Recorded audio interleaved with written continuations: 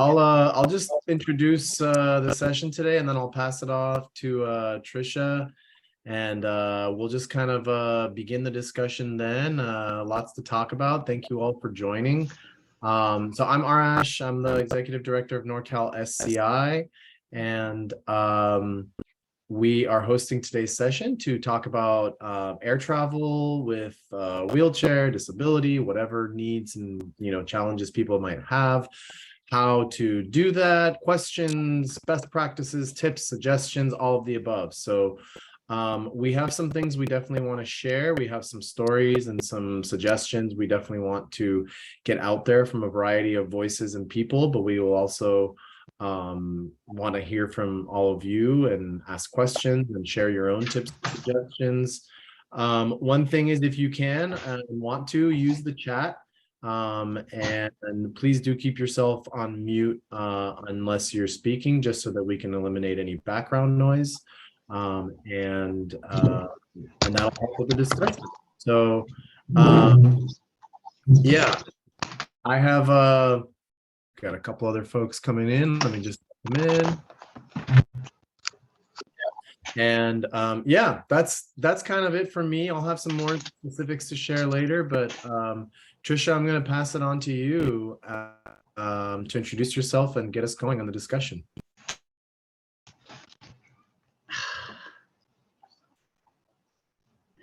Okay, thanks, Arash. Can you guys hear me okay, or am I breaking up a bit? Okay, that's a yes. Hey, yeah, my name is Tricia, and I'm on LSI, but currently I'm also the mother of Joe, my beautiful daughter, who suffered a spinal cord injury 4.5 years ago. We in the first few, I would say, 1.5 years after her injury, we really didn't go on a plane. But since then, we've done it a few times, and we've survived. And I've realized that when you're traveling by plane, there are definitely some things that are in your control and some things that are not in your control. But the more knowledge you have about flying and how to prepare, the better and smoother it's going to be. So having looked at a few articles on this, I decided to talk through some of the topics that you will go through, or some of the phases and parts of the flight process you will go through when you're traveling by air. First of those is preparing for the flight before you even get to the airport. Then we're going to talk a little bit about checking in at the airport. Then we're going to go on to security and going through security, and then checking in at the gate. And then boarding the plane, and of course then deplaning at the end. And what I'd like to be able to do this is to share topic by topic the thoughts and experiences that we've had, and then I'll take a pause, and then maybe those questions about anything in particular, or those people who've had experiences of that particular part of the process. Just the more information we have here, the more that people will feel more comfortable and happier to travel by plane. Tricia, so first of all, let's talk about preparing. Sorry to jump in, Tricia. Are you okay? No, I'm fine. I think your sound is still a little, I think it was breaking up, it got a little better, and then it's still kind of a little choppy. Is anyone else still having that problem? I hope it's not. Is it just on my end? Or okay. Yeah, I'm seeing a couple nods. Let me catch where I was. Like the Wi-Fi sound or something. Sound setting. I don't know. It's really strange. Yeah. How's everybody else feeling? Can you guys hear me okay? Oh, you hear the same choppiness? Darn it. I have a strong signal. I'm not sure what's going on. Page is clicking. That's a good way to put it. It's yeah. It's a clicking sound. Yeah. Okay, sorry about that. Headset. I didn't have it headset on. If you want, Tricia, I can start the discussion on the first topic, and maybe a solution for now. We're not falling too far behind. is maybe even like calling in on your phone, and doing the audio through that, joining through the phone. So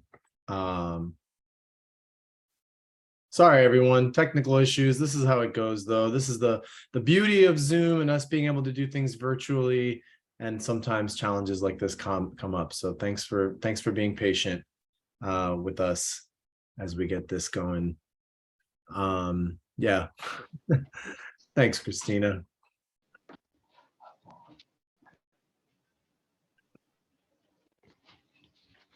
Tricia, do you want to try again, or do you want Sorry, me to... I'm going to call in.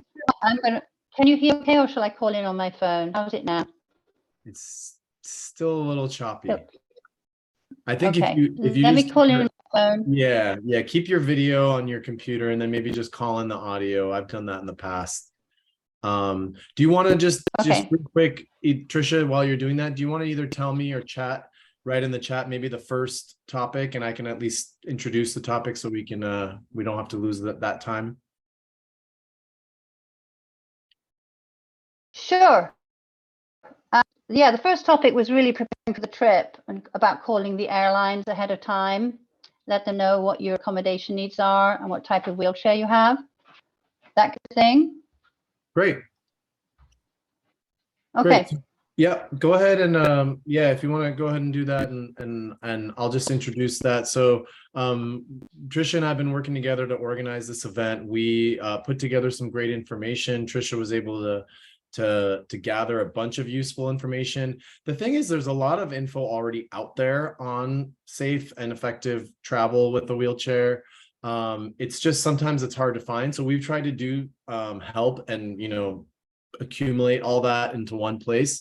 We'll try to share that with you all later on. I also think there might be some things that Tricia might screen share during the conversation. But I know the first thing she mentioned that we want to talk about is really this is about how to the best practices we can all have to travel safely via airplane. And the first part she was saying was pre-travel. So I'll just share one quick thing. Whenever I book a ticket, whatever airline it is, obviously when you're booking for the flight, there's usually a section that says special assistance needed or a box you check. And then usually there's like a drop-down menu and you can say, wheelchair user, or need assistance to the gate, or need assistance getting on the plane.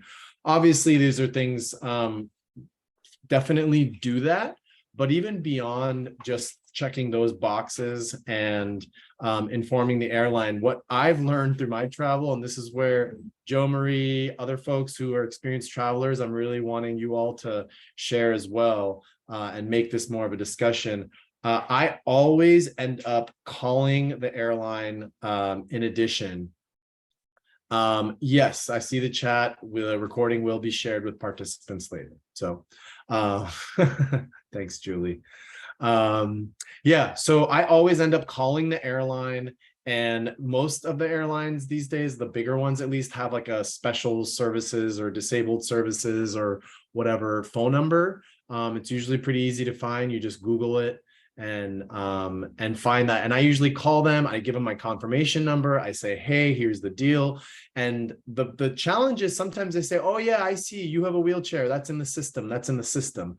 But that's where you have a chance to communicate directly to someone to say, okay, can you please make sure I need an aisle chair. I need to pre-board. I need assistance. I can transfer in and out of the aisle chair to get in, or no, I cannot. I need help. So you need to make sure all of that information is included when you call the airline to confirm. So step one, I would say, is book the ticket, put in all the information you're able to share on the respective airline site. Step two is call once you have your confirmation, talk to as specialized a person as you can. Some of the smaller airlines might not have that, so you might just be talking to a reservations person, which is not as helpful. And really try to get that information in there. Now, all of that said, it still might not lead to success, but that's step one. Any quick additions, comments from anyone you want to throw in there before we move on to the next section? Hi, this is Christina. Hi. Hi, I wanted to add that a lot of times the wheelchair service that is at the airport is not with the airline. It's a contractor service with the airport.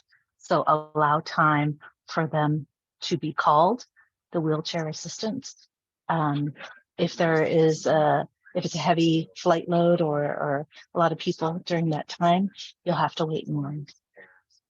Yep. So yeah, Christine, I think we're taking phases like kind of step by step. So this part was just before you even get to the airplane. This was just booking your ticket, everything you do before you're getting to the flight. So we're definitely going to cover that. And thanks for sharing that, because that is an important point. So I think any other comments on the before you've gone? It's not your your day of your flight yet. Any other words of wisdom before we move to step 2, which is actual, I think, day of the travel?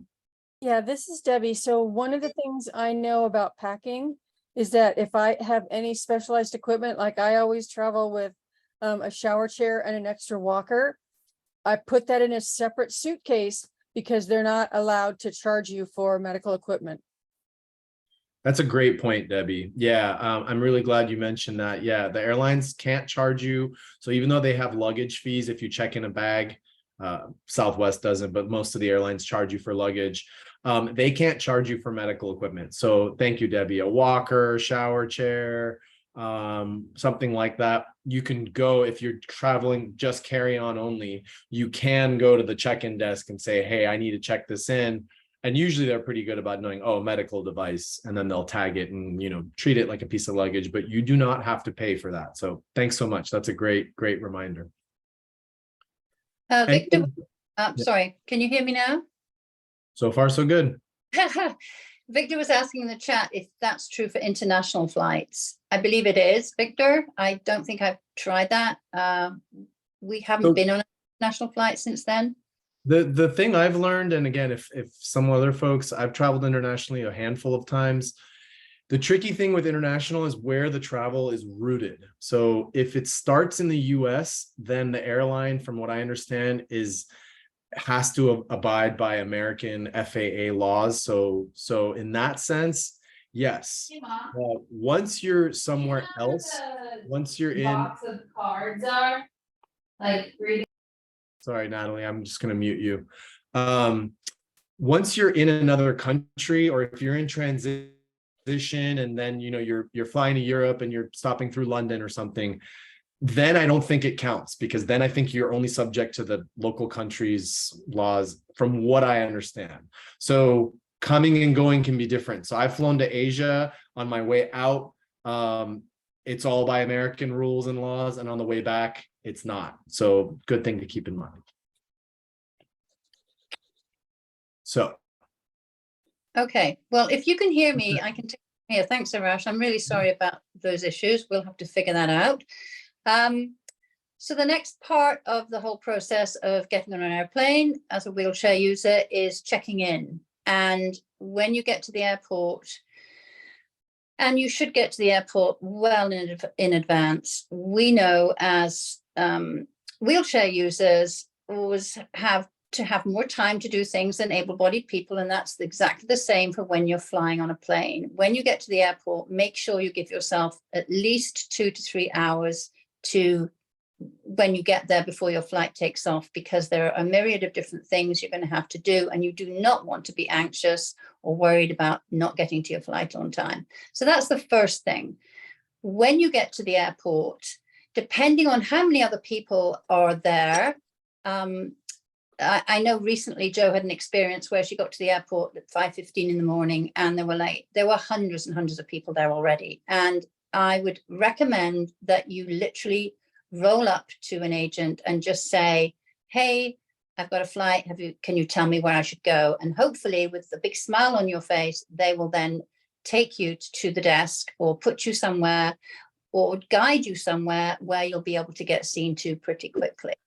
In normal state of affairs, when you get to an airport, you would roll up to the desk, which I think it says something like extra service or other services or whatever, you know, they will be there. There's usually a few people in front of you, but it won't take long for you to get up to the desk and be seen by an agent.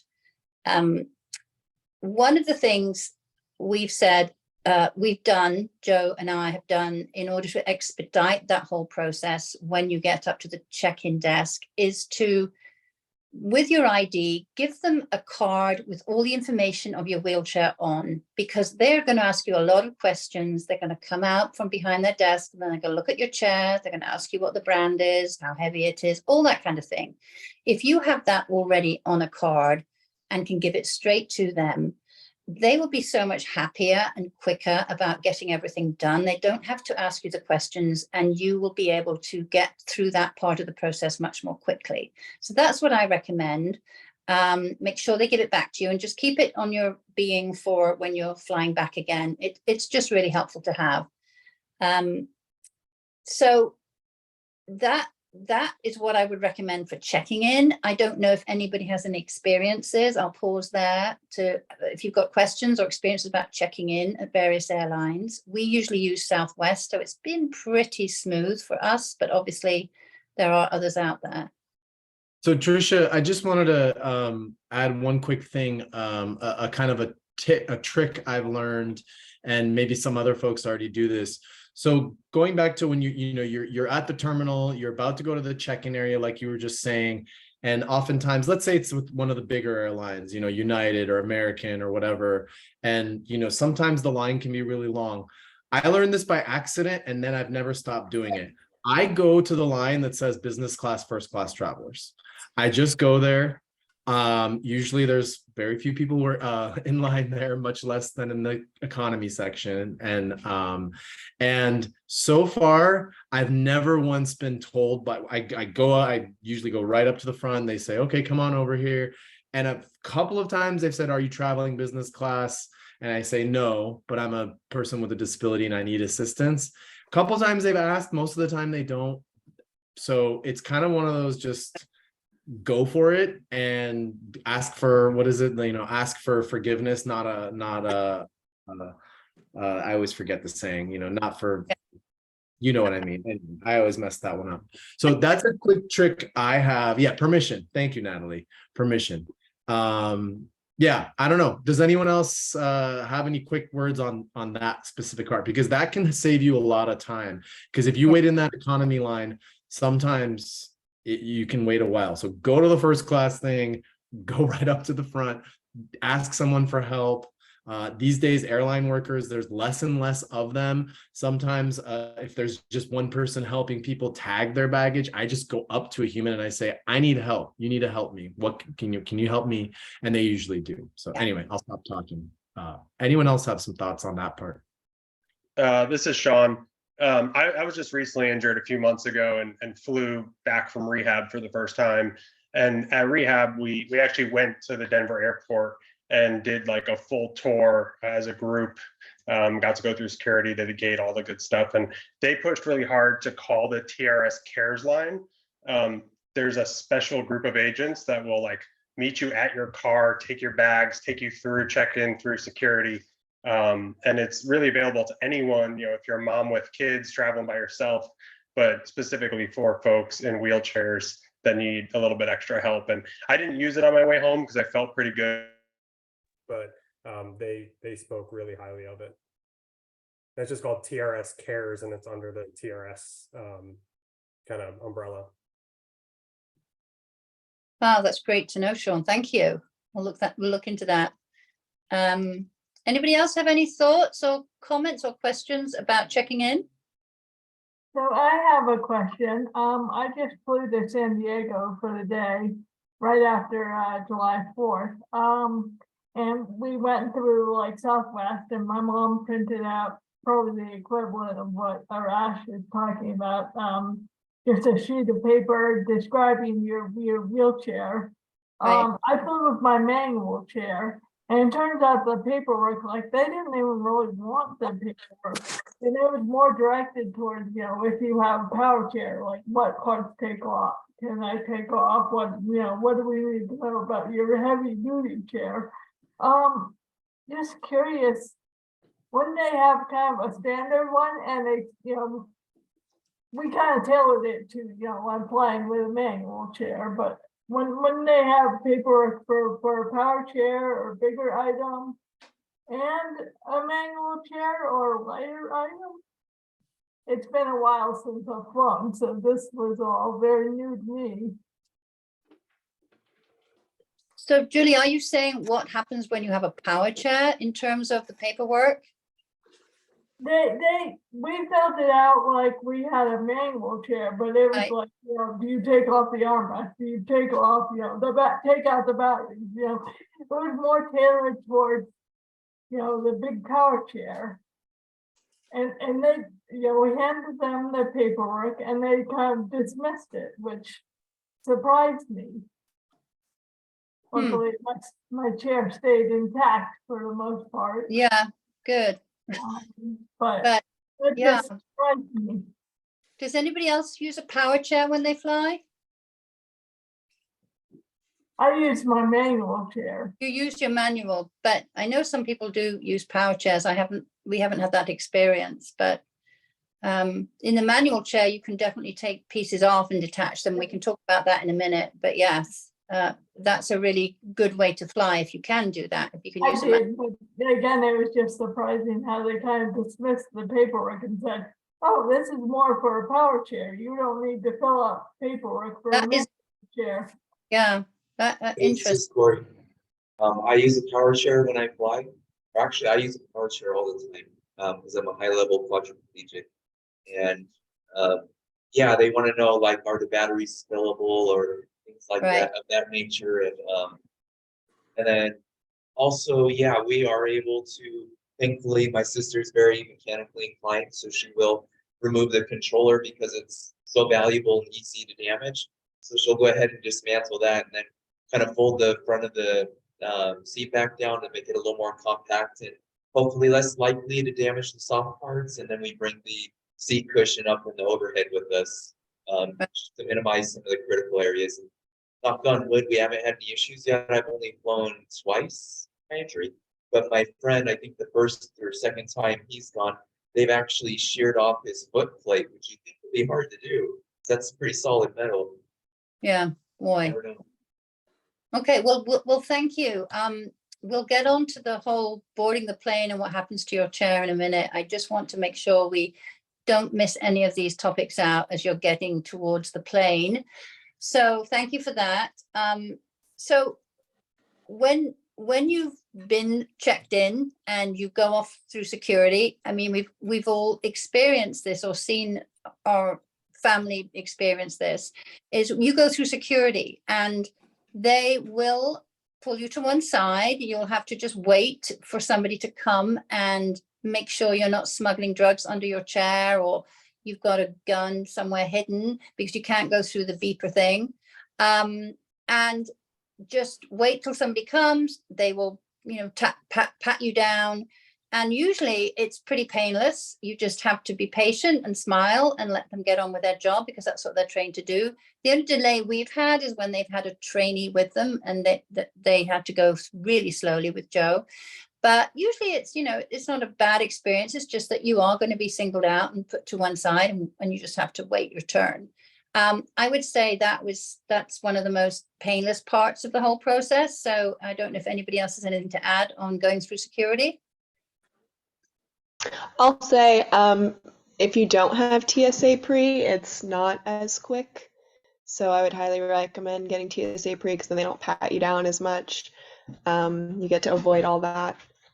Yeah, that's probably worth it, isn't it? I mean, that's a 5-year plan and it's not that expensive. And it does allow you to go onto a quicker line, a check-in line to a security line. Yeah, that's a good. Oh yeah, this is Debbie. I automatically get into the TSA pre-check line and they've never stopped me. I think that's the case, actually, when I think about it. I think I read that somewhere recently, Debbie, that if you're in a wheelchair, you can get into the TSA pre-line. Yes. Huh. This is another place that and sorry, Julie, I'll just a quick thing. This is another place that I think really asserting yourself can help. So I always do this no matter what airport I'm in. I go to the TSA line, not clear because it's like its own, thing. But I usually just go, and most of the time when the person sees the wheelchair, they just say, come on in. Sometimes some people I've seen be sticklers and say, no, you don't have TSA pre. And I say, well, I need to get ahead. And I try to talk my way through it. If they still know, then I try to go to the next fastest line, if it's something. And sometimes in some airports, there's a special line for the flight attendants and the pilots. And I've had many times where they just send me through there. So sometimes you can cut the whole line. Sometimes you can cut some of the line.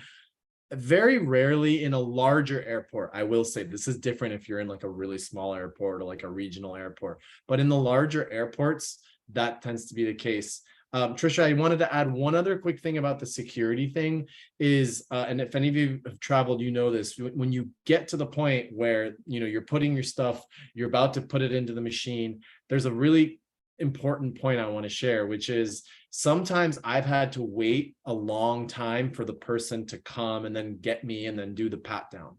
I don't want, especially if I've traveled by myself, I don't want to put my bags through the x-ray until I know that that person is coming. And sometimes the TSA people are not very helpful and they just say, put your stuff through or whatever. So I think it's really important. That is an important place to advocate to yourself. I had to kind of argue with the guy about this a couple of weeks ago on a flight. And I said, no, I'm not going to put my stuff through the line. Can you please set it aside? Once your person comes to get me, please put my stuff through the x-ray. Don't do that. Don't put it through, because the last thing you want is all your valuables to go through the x-ray and you're sitting there waiting. Right. I've waited 15 or 20 minutes. And another tip to add is they'll say male assist or female assist. Usually they want to get someone of the same gender to come and pat you down. I've sometimes heard them say the male assist and nobody's heard them. And I've again had to insert myself and say, hey, could you please say that again? I don't think anybody heard you. So I'm traveling with you, Arash. yeah, I'm not a pushy person in everyday life, but I've learned through this process, you really do have to pay attention, because I've sat there sometimes for 15 minutes and waited because they just said male assist 3 times and no one could hear them over there. Right. And so I stay on top of it. And if no one's coming to get me within a couple minutes, I say, hey, you need to ask again. Hey, you need to ask again. Or I just look really pissed off and have a scowl on my face. And usually that gets Julie, you wanted to share something. Yeah, the last time I flew, this is good for me because the last time I flew was kind of a rush. We got to the airport literally with like an hour to get through everything.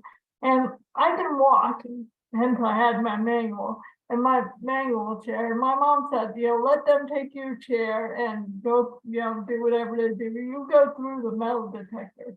I've got metal on my body, and I kept explaining to the TSA, like, I'm going to, set this off. I've got metal in my body, just FYI.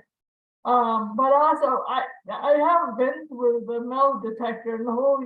I can't do it right now. But you gotta like spread eagle, and they wanted me like on the exact like footprints and the very very tippy point, front of the footprints, and just what are tips, I guess, for those who can stand, can walk, and do get put through a metal detector, but maybe can do spread eagle the way they wanted you to. I might do all this with my leg spread. So just wondering any tips. Okay. Tips. Gosh, that's good information. Thank you, Julie. All right, so you've gone through security.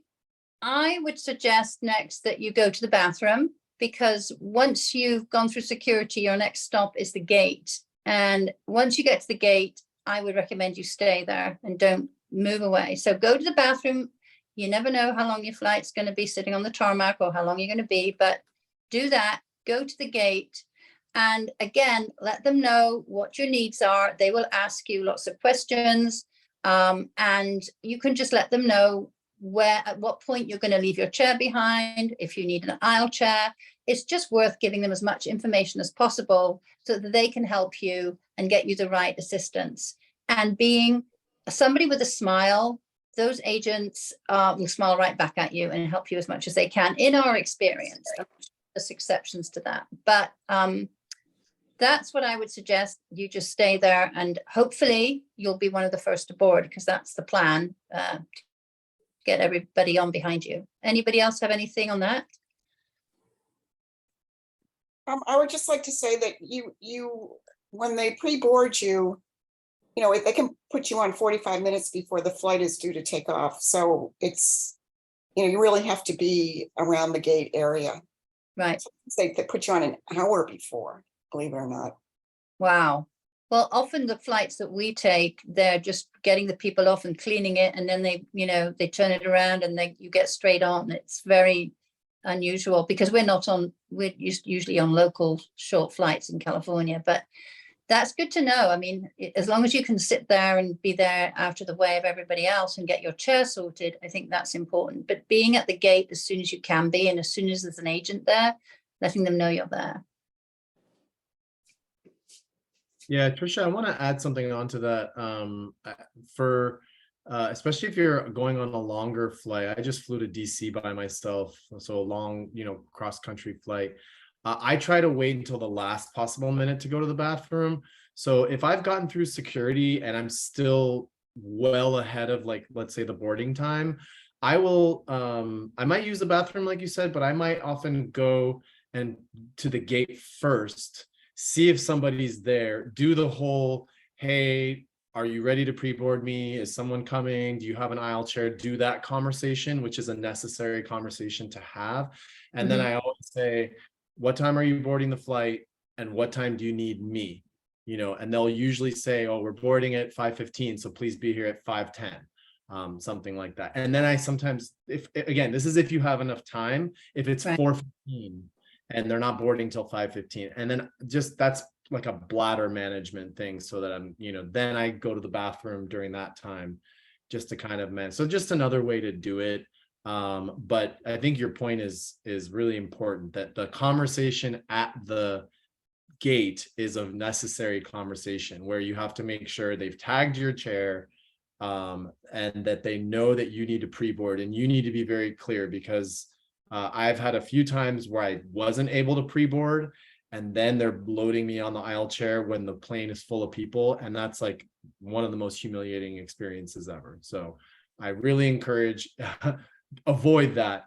Talk as much as you can throughout this whole process as we're learning. So anyone else have any comments on this part of the journey only, the, you know, post security before you're actually getting on the plane? Any other thoughts?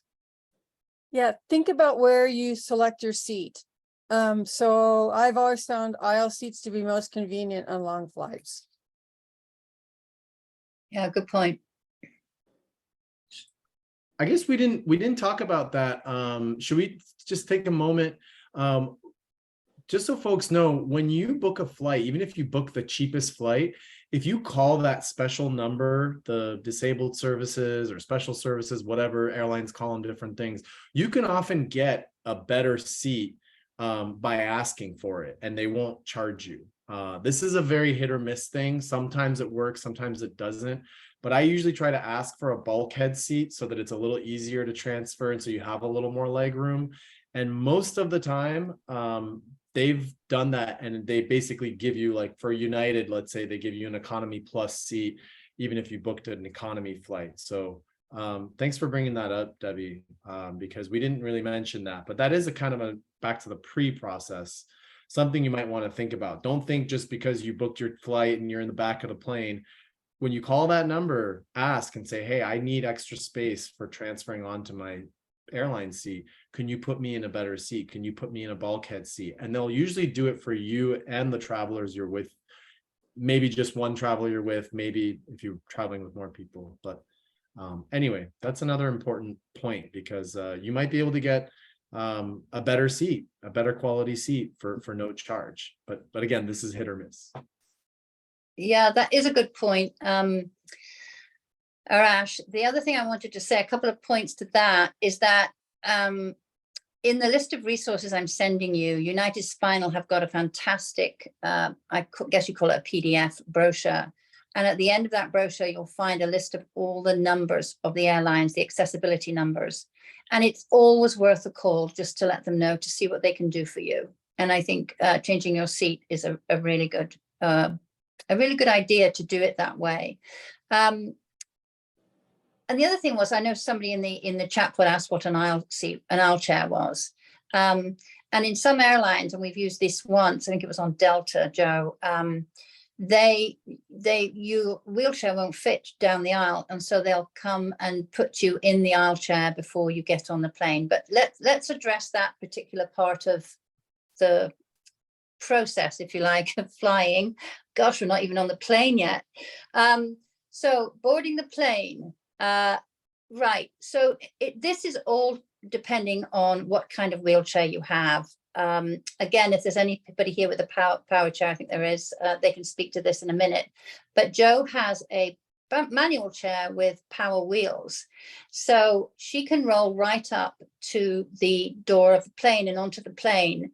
And with Southwest particularly, she can roll right to the front. They let her on first, and she can go to the front of the bulkhead, and she can transfer, at which point she then removes anything that she can remove, like the cushion, like the battery has to come out because it can't go in the hold.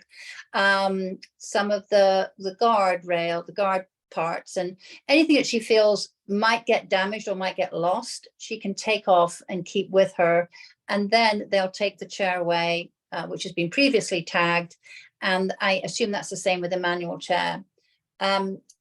I want to just point out to you, because I think we only learned this quite recently, that on the airplanes that we've been on, there is a closet on the front of the plane where the staff, again, I call them stewardesses, you do not call them that, I can never remember what they're called. But anyway, they keep their jackets, purses, bags in that closet. And that is by right. It is yours to put in your wheels, your cushions, whatever you need, any mobility accessories you need, you can put in there. That is your right. And I know it's not convenient for the people who work on the plane, who are going to be helping you, but they have to move their stuff out of it and let you put your things in there. I think in some cases a manual chair could fold up small enough, but Joe's chair doesn't, so we've never been able to do that. But wheels we have been able to. And then she puts the battery above her head. But I wanted to point that out, that you can ask them to move their stuff and you can put that in. But I just have a question. Go ahead. Yeah, I'm going to be flying British Airways, and do they have a whole different set of ADA rules? I mean, I would like to put my folding wheelchair in the closet. Will I be able to whip out the ADA rules and use that? I would absolutely, I would imagine so. But again, we're not experts on this, actually, Pam, and I would recommend that you give them a call. You'll have the number I will send to you on that list. And just check that out. Maybe somebody else has got some other experience with British Airways. A couple of things to point out, not specifically about British Airways, but this goes back to the comment earlier. If the flight originates from the US, they do have to abide by US laws. So in terms of Tricia's point about the closet, then yes. And I've had to, one time my wife, who's like the most docile, nice, kind person, had to get in a shouting match with a flight attendant who was refusing to move their stuff out so that my wheels could go in. But you do have that right. In terms of the British Airways, this helps. I've always been kind of an airplane nerd, so it's helped, but this does help to learn a little bit about airplanes, just some basics, especially if you're traveling a lot or if you're going to go internationally. The larger the plane, generally, the better chance you have of getting more in. So a 2-aisle plane, the larger planes that have 2 aisles generally have a bigger closet. So Pam, for your flight on British, because it's an international flight, you might be on a 777 or a 767, and this is where, again, if you're not an airplane nerd, this is meaningless to you, but it does help to learn some of these things sometimes, because bigger planes usually mean bigger closets and more opportunity for you to bring everything onto the plane. And Tricia's point is really, I just really want to highlight how important it is for you to bring as much of your wheelchair into the plane with you as possible. If your wheels come off, bring them in. If your cushion, any part that comes off of your chair, I personally recommend bring it into the plane so that the absolute minimum has to go away from you and out of your sight. So hopefully that helps, Pam, with your specific situation.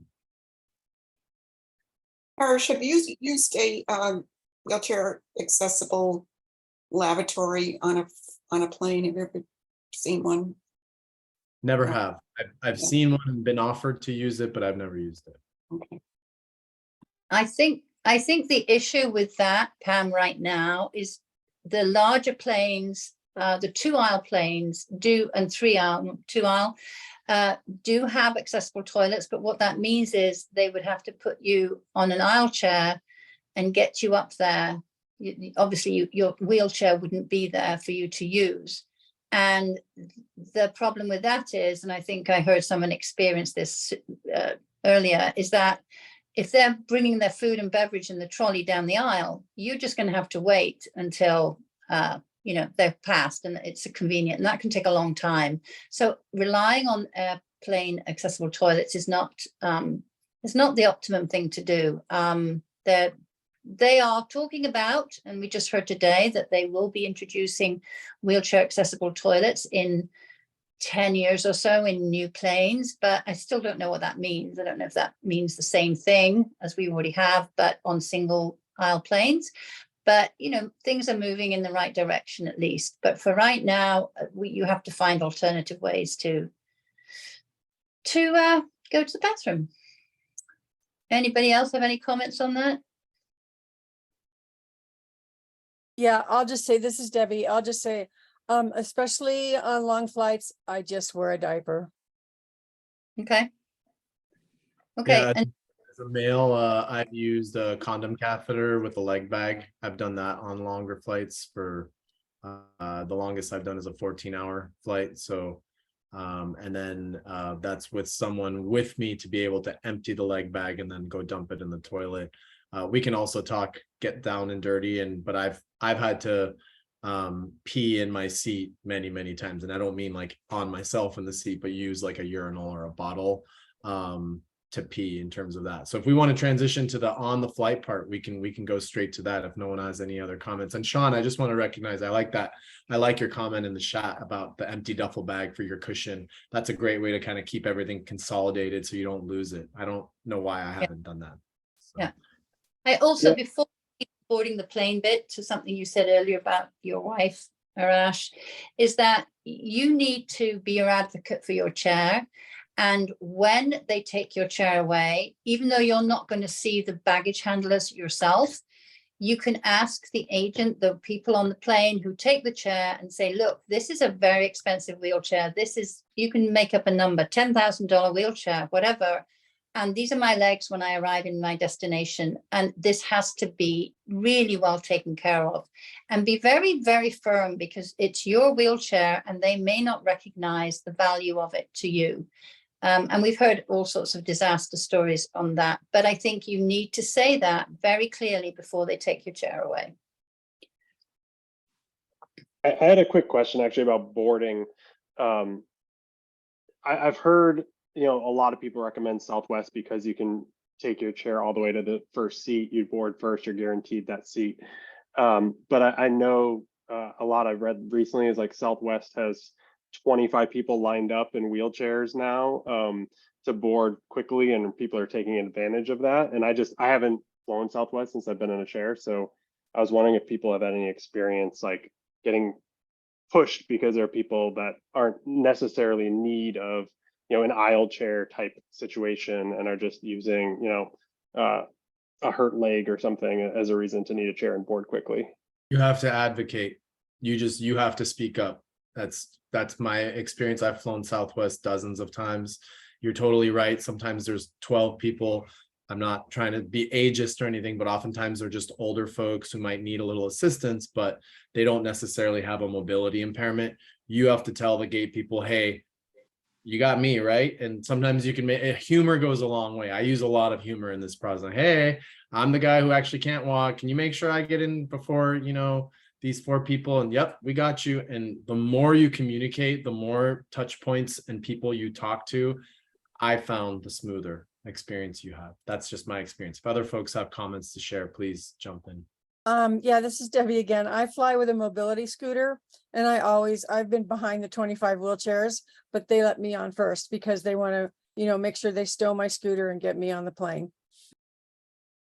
I also think being again, this goes back to timing, giving yourself so much time that you will be the first one at the gate and you're not going to move. You're going to be there. And so when it's time to board the plane, you're the first one in the line. And if you're in your own chair as well, it kind of helps because it shows that you use this all the time. This isn't a chair you've borrowed from the airport to get to the gate. This is your own chair and you're in it permanently. And I think just being there and showing up and, like Arash said, advocating for yourself will get you a long way. I'll quickly say they're pretty good about, I've never had a problem when I've been lined up with older people, I will say, at putting me first. They yeah. Yeah, well, that's good. That's good. Good to know. So let us know, Sean, if you have any experience of that. But I think we've been following all those little rules that we're telling ourselves, and it seems to work. So just Tricia, just a quick time check, because we're at 4:51. I think we're happy to stay on a little longer if folks want after 5.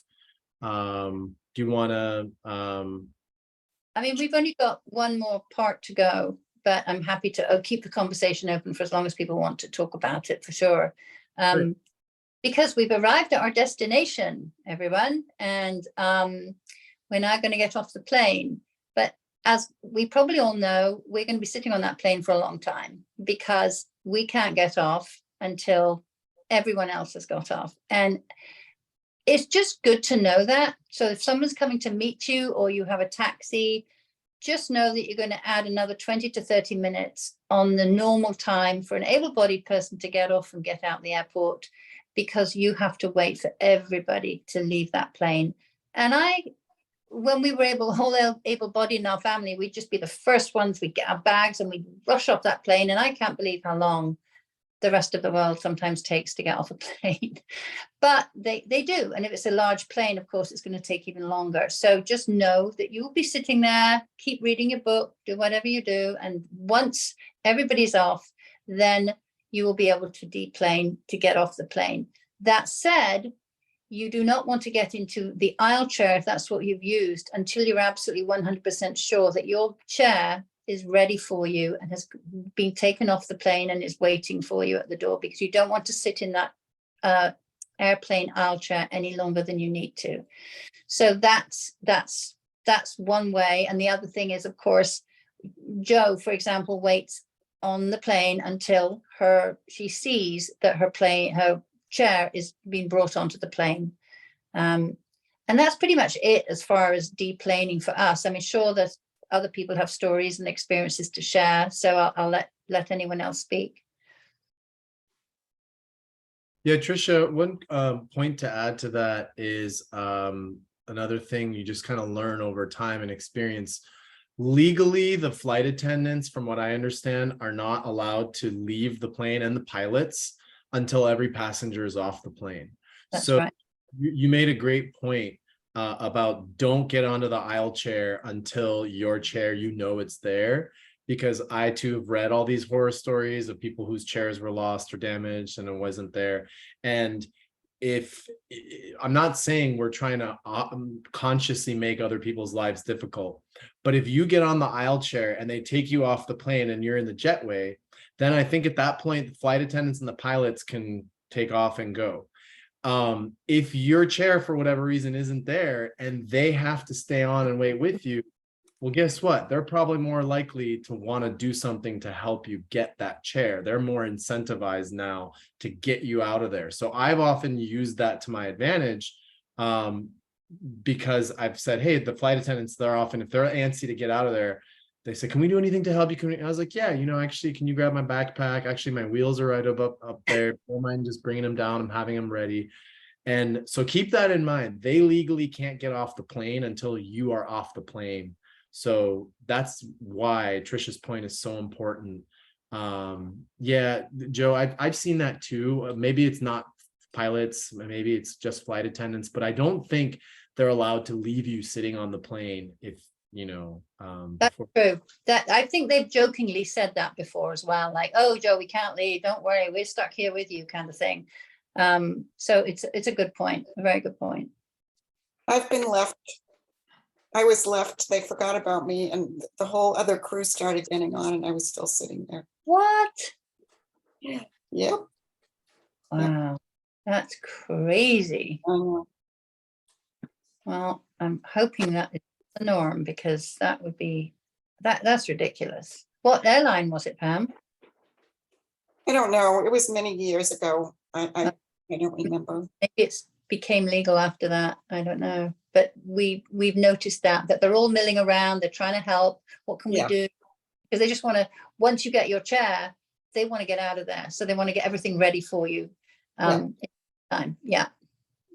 One thing we didn't talk about is on the plane.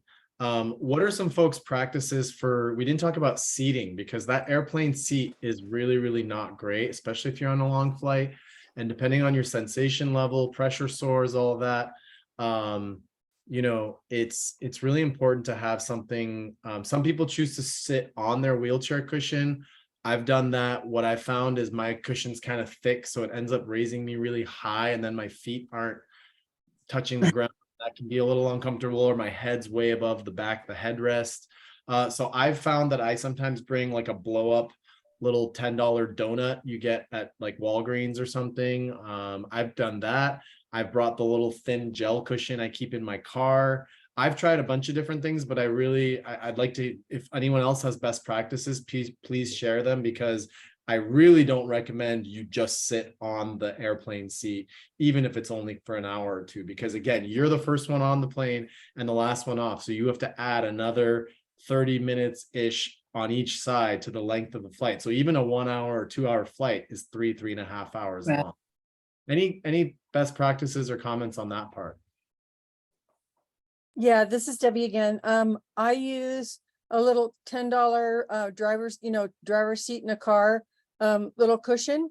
It's very, very comfortable, and I paid $10 for it at Ross. And it's thin, because you think about putting it in your driver's seat, you don't want to be up way high. That's great. Yeah, that's great. There's a few suggestions in the chat. Sean travels with a slim purple travel cushion. Victor says Rojo makes a travel cushion. And then Mary says she does weight shift every 15 minutes. But any of these, find out what works for you and definitely do something like that. I think that's great. Oh, somebody did ask about what to do if your chair is damaged. And I think that's a whole nother session. But again, there's a whole list of resources to use, phone numbers, etc., in the list of documents that I'm going to be sending you, lists of websites and what have you. So that will be answered in there. But you know, it's fairly straightforward in what you have to do. You take pictures of your chair, you make sure you've got documentation about everything, so you can report it pretty much straight away. I had that happen one time. Say they somehow broke the titanium frame on my chair. I got off the plane, the brake was broken and the frame was somehow kind of bent. It was still usable, but really important. I ended up having to go to when you go to baggage claim, there's like the lost and, you know, lost services kind of thing. I basically just started throwing a stink at everybody and they started pointing me to where to go. And then it took extra time. It kept me in the airport an extra hour. I had to wait and then file a report and get the paperwork. Long story short, though, it did end up getting me the airline to buy me a new chair. It took 6 months for this whole process to happen.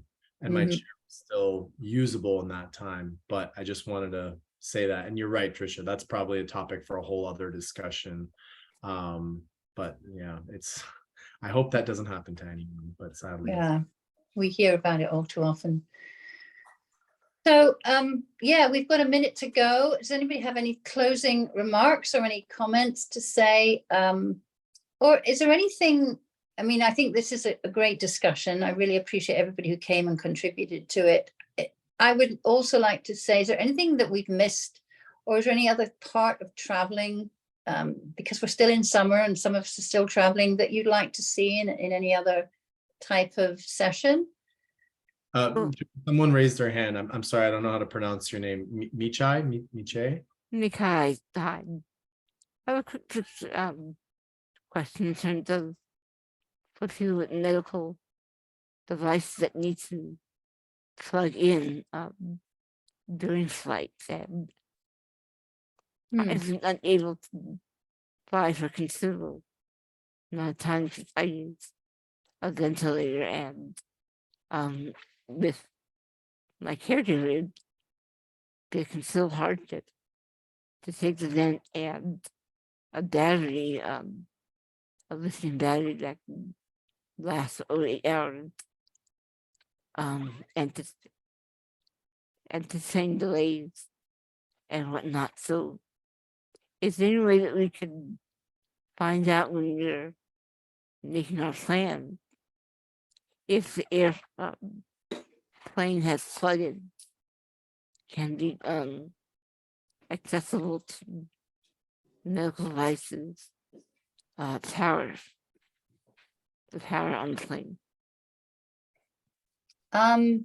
That's a great question. I don't have an answer off the top of my head. I don't know if anyone else does, but again, on the accessibility phone line, I would imagine that's the kind of information they would have for you. But does anybody else any comments or answers for that, Mikai, for plugging your power needs in on the plane?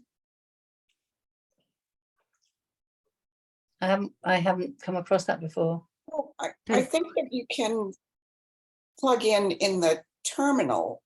That's not on the airplane, but Oh yes, in terms the terminal science is that when you have just a medical device like a ventilator, you have to anticipate yeah, you know, backups and things not working as foreseen, lots of delays. So if you have a layover and let's say you're in the plane 2-3 hours, you know, you can't get out to Can the you terminal. wait, you can ping on your own power supply? Well, you see, I have a backup generator that's lithium powered, but it's considered hard to get in when you have to get in. And people are just running, accessing their seat, then not knowing how much space they have. Yeah. And then your caregiver having to negotiate with your ventilator tubing and a backup generator. Yeah. So that's a problem. Yeah. I don't know. I could try and find out more information on that, Mikai. I don't know. Have you ever had any luck calling an airline about this?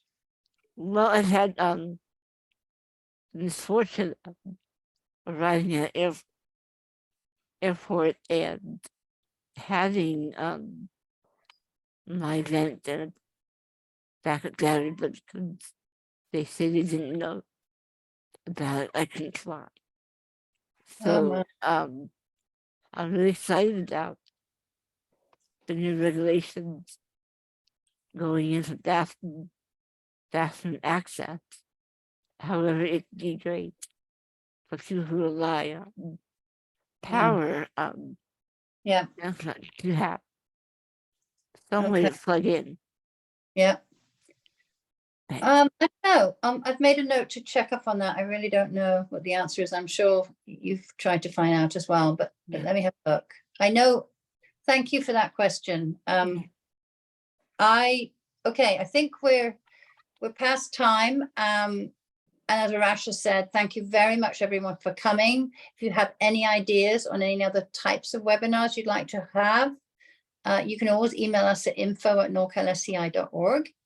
And we will consider anything that comes our way. We'd love to keep talking with you and having these great conversations. So let us know. Okay. Thank you, everybody. Bye for now. Hi, I just wanted to introduce myself. The Systems Change advocate at the Center for Independent Living. So if I could be of any help to anyone, I'd love to help.